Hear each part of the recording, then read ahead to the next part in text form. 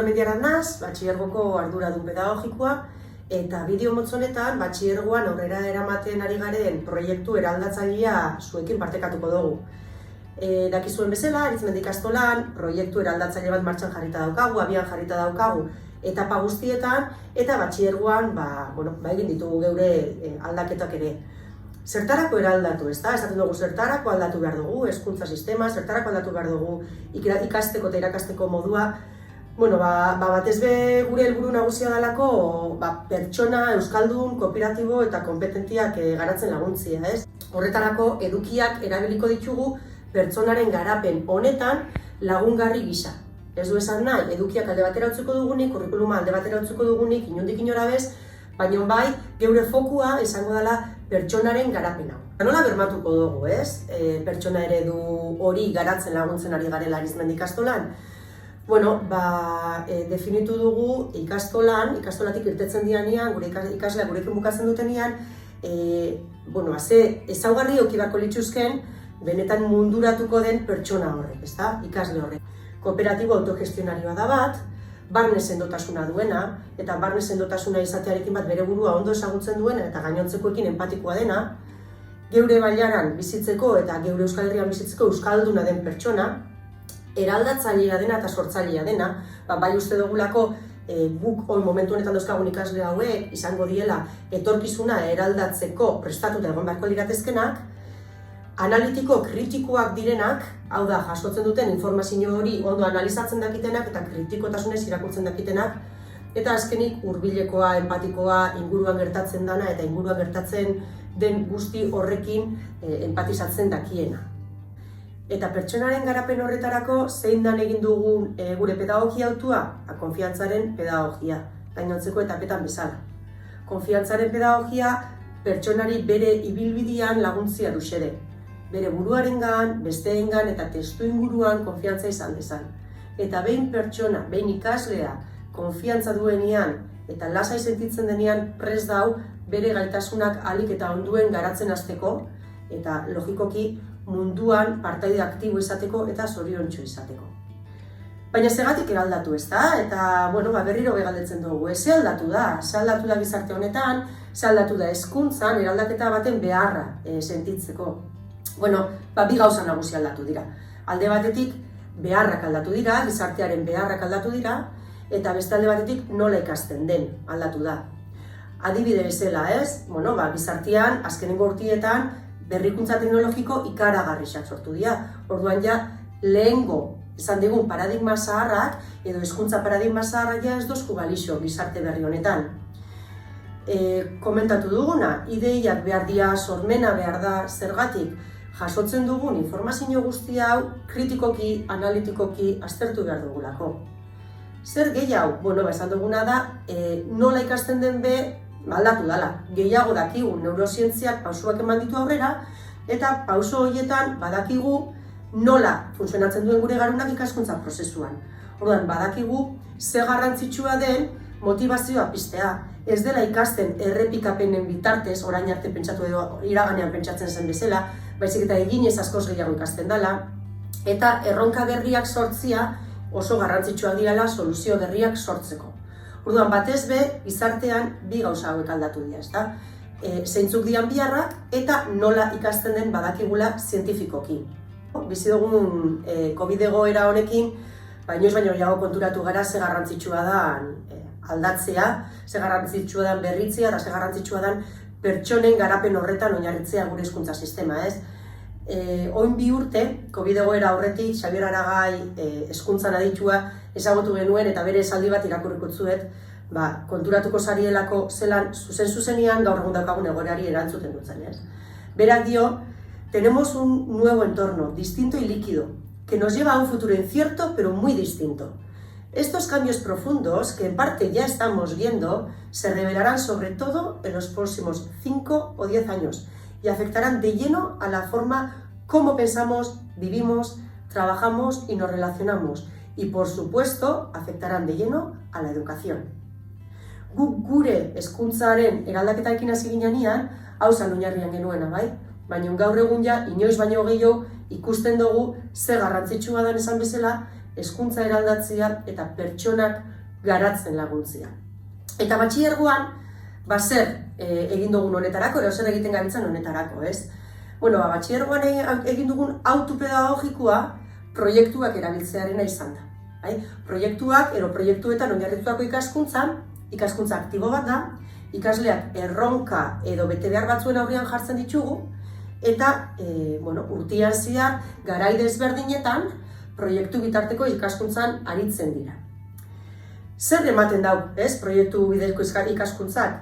Alde batetik, kooperatiboki lan egiteko aukerak ematen ditu. Kooperatiboki lan egiteko eta kooperatiboki lan egiten ikasteko aukerak ematen ditu, ez?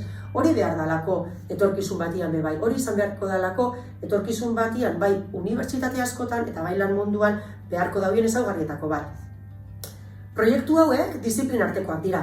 Hau da, matematika ez da matematikako ikasgaian bakarrik ikasten edo biologiako ikasgaian, baizik eta elkarrekin ikasten dira. Asignatura desberdinak nahazten dira eta askoz logika gehiago hartzen dizkiote eduki guztiei.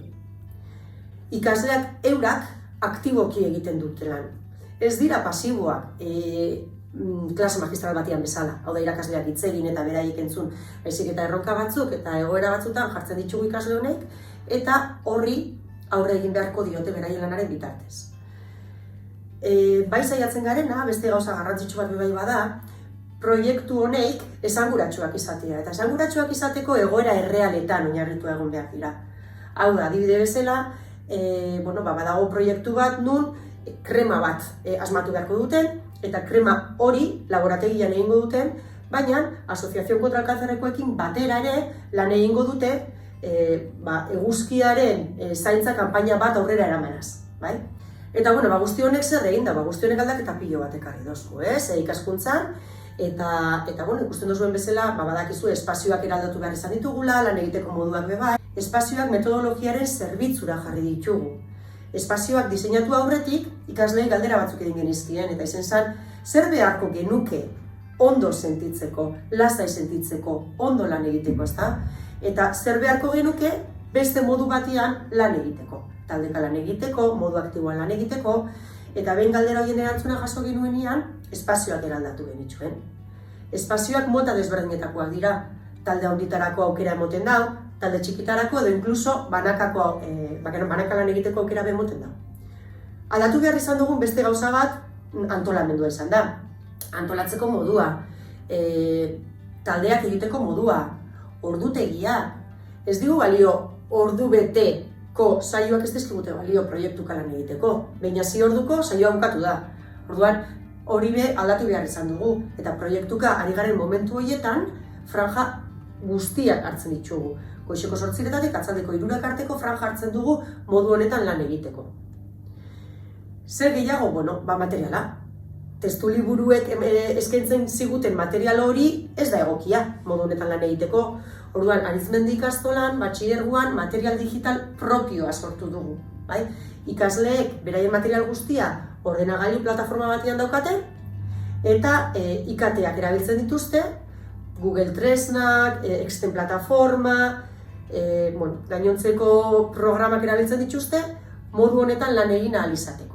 Aldatudan beste puntu oso garrantzitsu bat bai izan da, komunikatzeko modua. Fokuan geneukan kontu bat zan, ikasleak errespetuz komunikatzea beraien artean, bai ikasle eta irakasleen artean, baina ja espazioak berak automatikoki eraman gaitu errespetuzko komunikazio hori ukitzera, ez? Harremanak askoz lasaiagoak dira, askoz hobiagoak dira, eta giruan asko igartzen da. Lan giruan ikeragarri igartzen da. Batxilergoak daukan beste ezaugarri bat, bidelagunaren figura, bidelagun eta tutorearen figura da. Batxilergoa tutoretza ordua ez da derrigorrezkoa legez, baina Arizmendi ikastolan erabaki dugu bai batxilergo lehenengoko mailan eta bai bigarren mailan be, tutoretza ordu bat izan dezatela ikaslea. Ikusten dugulako oso garrantzitsua dela tutorizazio pertsonal hori. Izan pertsonaren garapenaren ikuspegitik, izan etorkizuneko orientazio profesionalaren ikuspegitik ere. Eta alor akademikoaz aparte, Arizmendi ikastolan, batxilergoan, geure ikasleei pertsona moduan garatzeko beste esparru batzuk ere eskaintzen dizkiegu, ez? adibide moduan alde batetik monitoritza daukagu, monitoritza eskola, monitoritza titulua ateratzeko aukera daukate gure batxilergo, lehenengo eta bigarren mailako ikasleek, eta ondoren praktikak geure ikasle txikiekin, HH-ko, LH-ko ikasleekin edo udalekutan egiteko aukera ematen diogu. Honez gain, batzordeak ere badauzkate parte hartze ere moduan. Batzordeak adibidez, Basara batzordea da bat, Basara batzordea euskal identitate eta hizkuntzaren alde lan egiteko esparru bat da, edo gainontzeko batzordeak izan daitezke adibidez, ordezkariak, ikasle, irakasle maila, hau da, beraiei zuzenean eragiten dieten erabakiak hartzeko daukaten mahai bat, edo ikasbidaiko ordezkariak, edo momentu puntualetan, momentu honetan garapen iraunkorreko ordezkariak ere dauzkagu, momentu puntualetan behar diren ordezkaritza. Eta bestalde batetik badaukagu atzerriko hizkuntzarekin lotutako beste garapen esparru batzuk. Adibide moduan, Oxfordeko ingleseko B2 titulua ateratzeko aukera ematen diegu Arizmendi ikastolan batxilergoko ikasleei, edo European Youth Parliament EIPen parte hartzeko aukera ere ematen diogu. EIP ikasleek ingelesez debatitzen jartzen dituen egoera edo asanblada batzuk dira. Bideo honetan saiatu gara zeuei Arizmendi ikastolako batxilergoko proiektu eraldatzailea ahalik eta argixen helarazten. Laburbilduz, Arizmendi ikastolan pertsonak garatzen lagundu nahi ditugu, 21. mendean eragile aktibo izan daitezen biziko duten munduan. Eta edozein zalantza edo argitzeko biharrik geratu bajatzue, lasai jarri zaitezte gurekin harremanetan, gure web orriaren bitartez, e-mail helbidearen bitartez edo Arizmendi ikastolako telefono zenbakia.